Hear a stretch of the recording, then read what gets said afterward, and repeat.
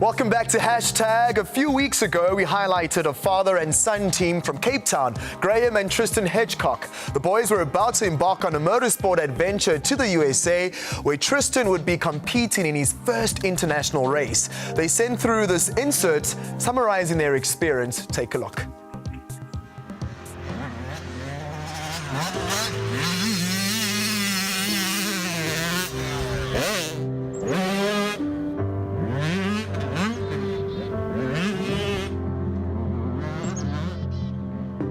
I'd like to take a couple minutes and share my USA trips with you, with the ups and downs and the awesome experiences that I had.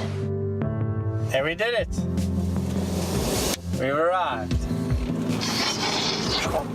So 35 hours is a lot of traveling to get to a couple races, but it was definitely worth it. We had long stopovers in between the flights, so that was pretty boring, but the flight itself was pretty good.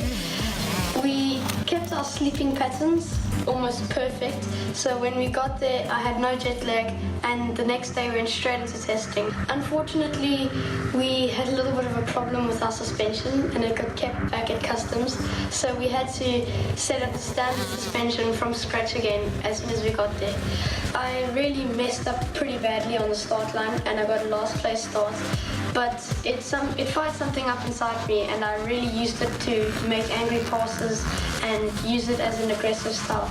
But I made it work for the first couple laps. I passed loads of people, had fun out on the track, and I made a risky pass and unfortunately went off the track and got a stick in my brakes. So it burnt my brakes and I didn't notice until I had no brakes left. And then that threw me off quite a bit as well, until I was making my time back up again, and then I hit a stump in the mud in the last lap and I hit a tree. I bent the bars, but I carried on fighting as hard as I could.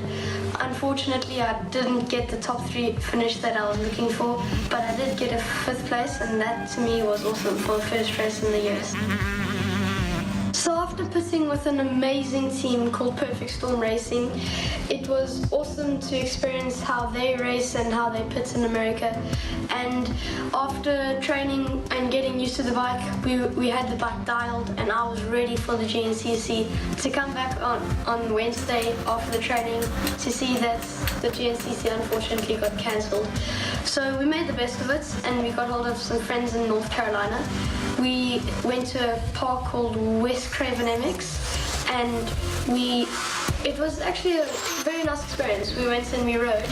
We probably did about 20 hours of riding all in all together, so with top guys. So it was awesome to learn new techniques on the sloshy sand that they have up there, and also the woods tracks that they do. We were lucky enough to get a lot of support from Tele Energy Racing, and they had an extra 85cc that they had a long range tank on for the races, and they offered support for me at the GNCC and allowed us to use their pits. A little background about them: they have a massive big rig. It's so cool.